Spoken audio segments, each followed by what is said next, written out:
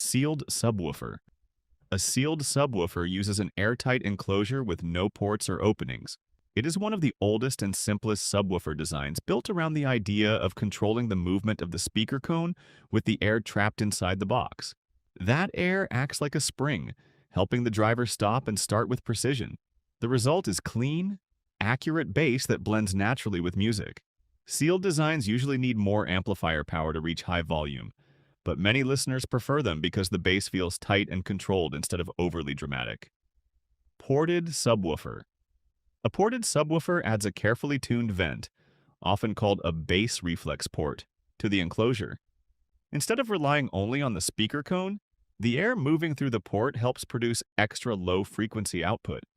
This design became popular because it delivers more bass with the same amplifier power.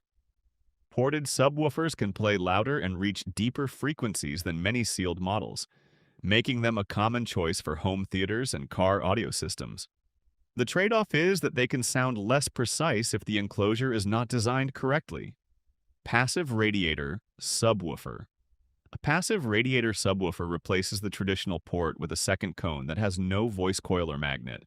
This extra cone moves only because of the air pressure created by the powered driver. Engineers developed this design to achieve the benefits of a ported enclosure without the noise that ports can create at high volume. It is especially useful in compact speakers where there is not enough room for a long bass port. The result is deep bass from a relatively small enclosure while keeping unwanted air turbulence under control. Bandpass subwoofer. A bandpass subwoofer places the driver inside one or sometimes two enclosed chambers, with the sound leaving the box through a tuned port. Because of this arrangement, the subwoofer is designed to perform best within a specific range of frequencies. Bandpass systems can produce very strong bass around their tuned frequency, making them popular in custom car audio builds where maximum impact is the goal. Outside that range, however, performance drops quickly, so they are less versatile than sealed or ported designs. Infinite baffle subwoofer. An infinite baffle subwoofer uses a large barrier, such as the wall between a car's trunk and cabin, or even part of a home structure, instead of a conventional enclosure. The idea is to keep the sound from the front and back of the speaker separate so they do not cancel each other out. Because there is no small box restricting the driver, the bass can sound very natural and effortless. Installation is more demanding, though, since the surrounding structure becomes part of the speaker system itself. Free air subwoofer. A free air subwoofer is built to operate without a traditional enclosure, although it still requires the front and rear sound waves to remain separated. It is often installed in vehicle rear decks or factory speaker locations where the car's body acts as part of the system. This approach saves space and simplifies installation, but it depends heavily on the vehicle's design. A free air driver is specially engineered for this purpose, and using a standard subwoofer in the same way usually produces disappointing results. Horn-loaded subwoofer. A horn-loaded subwoofer directs sound through a folded horn inside a large enclosure. Rather than relying only on the speaker cone, the horn gradually matches the movement of the driver to the surrounding air, making the system much more efficient. These subwoofers can produce enormous output while using relatively little amplifier power. Because of their size and complexity, they are most often found in concert venues, stadiums, and large event spaces where powerful bass must travel long distances. Powered subwoofer. A powered subwoofer combines the speaker and amplifier into one unit.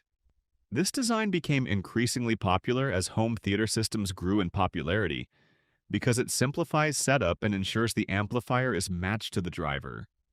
Many powered subwoofers also include adjustable crossover controls, volume settings, and equalization features. They are convenient for both beginners and experienced users since everything needed for bass reproduction is built into a single enclosure. Passive subwoofer.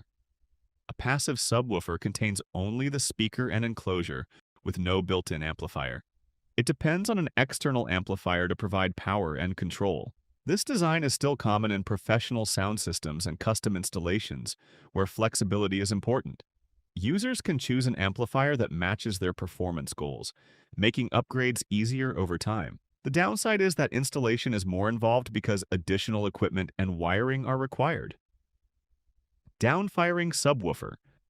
A down-firing subwoofer points its driver toward the floor instead of directly at the listener. The floor becomes part of the way the bass is distributed throughout the room. This arrangement helps protect the speaker cone from accidental damage while often creating a smoother bass response in many listening spaces. Since low-frequency sound spreads in all directions, the downward orientation changes the character of the bass more than its overall reach. Front-firing subwoofer. A front-firing subwoofer places the driver so it faces directly into the room. This is one of the most common layouts because it is simple to position and works well in a wide range of environments. Many listeners find it easier to predict how the bass will interact with the room, making placement adjustments more straightforward. Whether the enclosure is sealed, ported, or another design, the front-facing orientation remains a practical and widely used choice.